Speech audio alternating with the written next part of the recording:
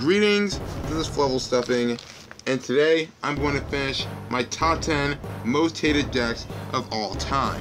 We all got the idea, so let's get to finishing this. Number 5, Ujins. This deck made the term helmet deck exist, and it wears that term proudly. Ujins are a deck that are a protected castle kind of deck, kind of like Noble Knights, but this one's a lot more annoying to me. They have access to a plethora of floodgates like Kaiser Coliseum, Vanity's Emptiness, and Lose One Turn. So that in itself is an issue. However, Ujin Yamato is their main card. It searches out their main cards and fills the graveyard with the proper cards to protect Yamato.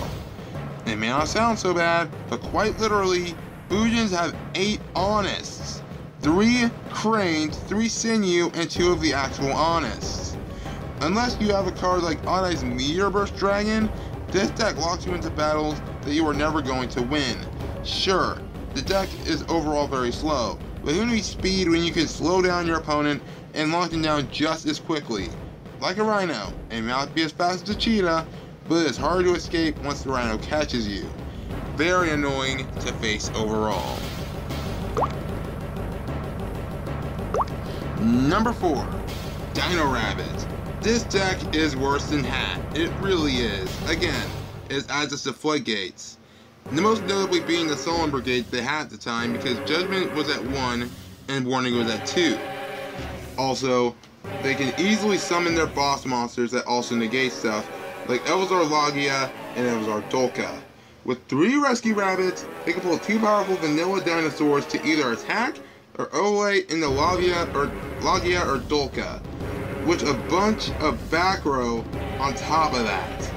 Even after that, they can still use Tour Guide to get Sangan, who was legal at the time, to get Leviair. They can use that to get back their stupid rabbits, banish for more vanilla dinosaurs, for another Logia or Dolka to negate more stuff, while also having bottomless and Psalms in their back row. Man, this deck even stops Primal Chaos Dragons, which is a testament to how annoying and powerful this deck is. Number 3, Cliffords. This is another helmet deck with the cards like Lose One Turn.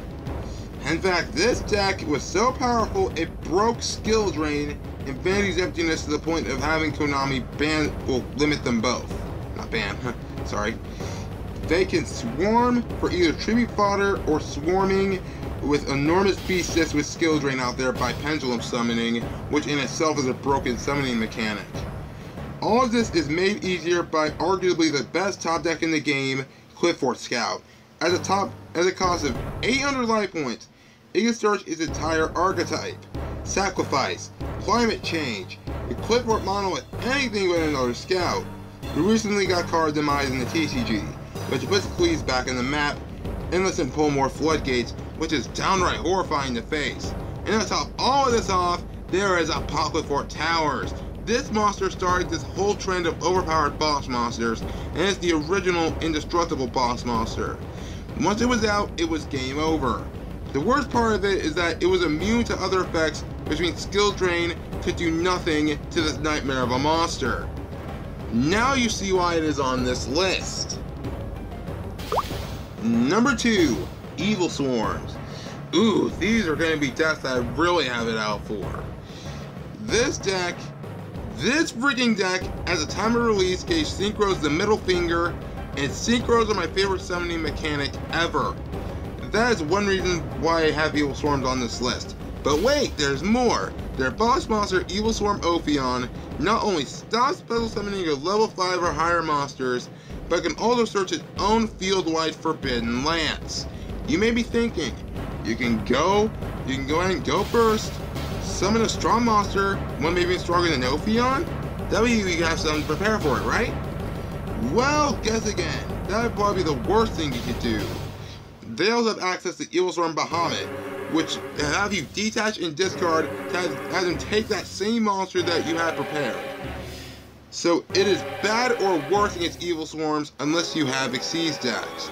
But even then, Evil Swarms have a plethora of floodgates to use. There's one deck I hate more than Evil Swarms, so let's get to it. Number 1, Monarchs. I hate Monarchs. I truly hate this deck. Other decks on this list I disliked. I hate this one. I have never dueled a deck I hated more than Monarchs. Why do I hate Monarchs so much? Here is why. They are a lockdown deck.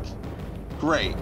However, the lockdowns are way too easy to get to with their stupidly immensely amounts of draw power, and searching with tenacity, return, the Prime Monarch, and easily the most broken of them all, Pantheism of the Monarchs. So, pretty much in a nutshell, you discard a Monarch spell to draw 2 cards. Monarch Ball Trap, that is, so it's not that bad, right? Well, there's more. You can banish it from your graveyard. It says choose 3 Monarch spells and traps from your deck, which could be 3 of the same one, being Tenacity most of the time. Then, your opponent chooses the card to add to your hand and the rest of them go back to the deck. So in other words, it gives you draw power, search power, and it is searchable in itself. Let's not leave out their stupidly annoying field spell, Domain of the True Monarch, which locks the extra deck if they're the only one that has a tribute summon monster, which keeps decks like Fluffles and, to a lesser extent, Stellar Knights out of the spotlight in the meta. The deck has powerful lockdowns with cards like Domain, Vanity's Fiend, and Majesty's Fiend, so much draw and surging power with cards like Tenacity, Return, and stupid Pantheism, and so much recovery with Prime Monarch, Edia, and Eidos. All of which are too easy to get to. The boss monsters, especially Mega Caius, Erebus, and Aether, are just too powerful for the very little cost you give them.